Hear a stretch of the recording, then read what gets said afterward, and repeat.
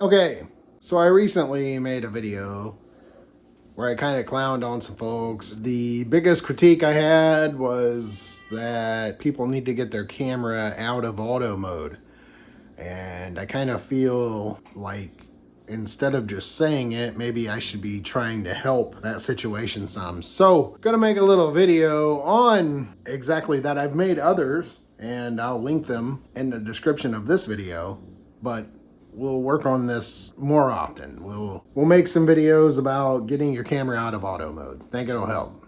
So here's my setup. I just have this canvas with some old cassette tapes. If you're younger than my kids, my son was born in 1998. If you're younger than that, ask your parents what a cassette tape was. I have a Negan Funko Pop and a Captain Spaulding Funko Pop set up here. And then I have my camera. That is a Sony A7 IIIR. There is a 50mm G Master 1.2 on my tripod.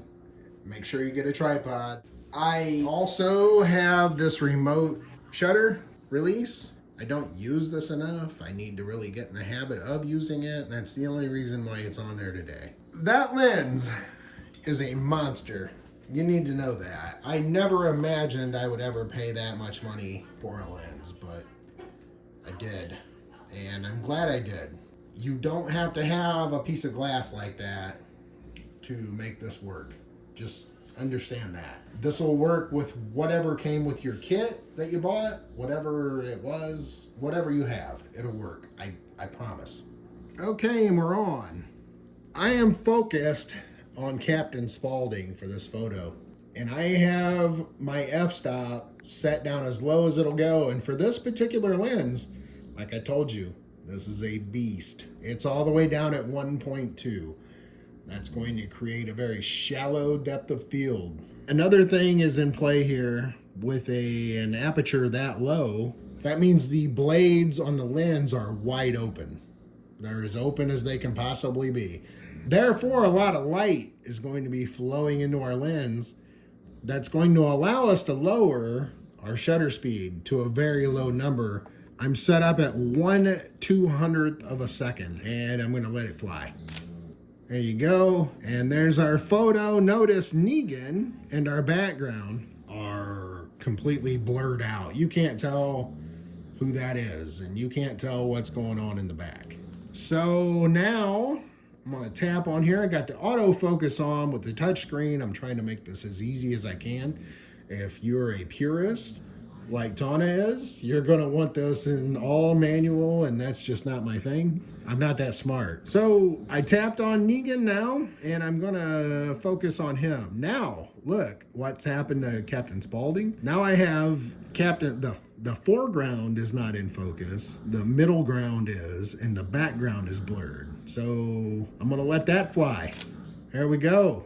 So here the foreground is blurred. The middle, that's in focus, and the background is blurred. Makes for a fine shot. What if I'm somewhere where I don't care about anything in the front? I'm only worried about what's in the back. I'm at Times Square or something, and I'm not trying to get my buddy in the shot. I just want the view. I got the Brooklyn Bridge back there, maybe. I tap on my background, and I let it fly.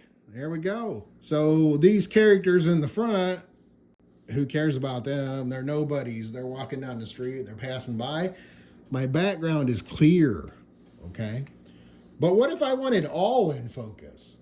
I'm gonna want to choke off my aperture, all right? And this is what that's gonna do to my shot. I have a wide open aperture there.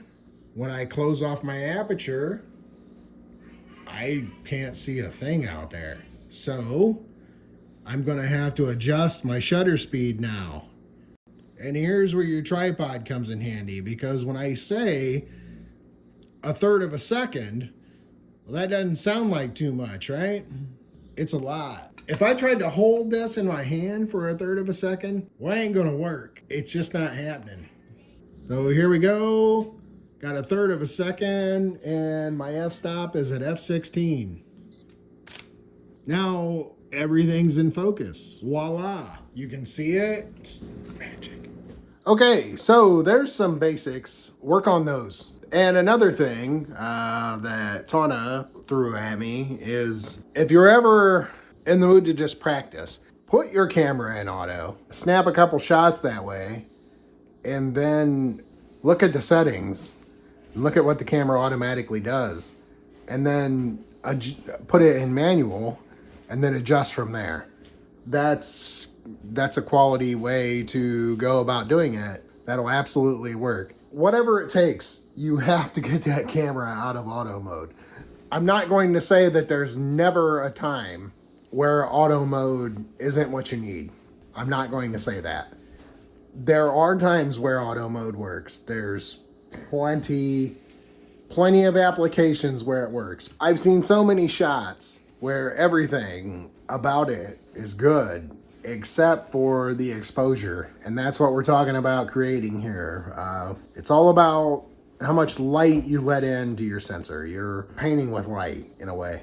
And that's all for this lesson. We will keep shooting these videos until I feel like I've shared enough. Stay tuned. If there's any questions you have, feel free to ask. We'll see you next time. And would you believe there are people who come to me for advice? I'm driving fast as the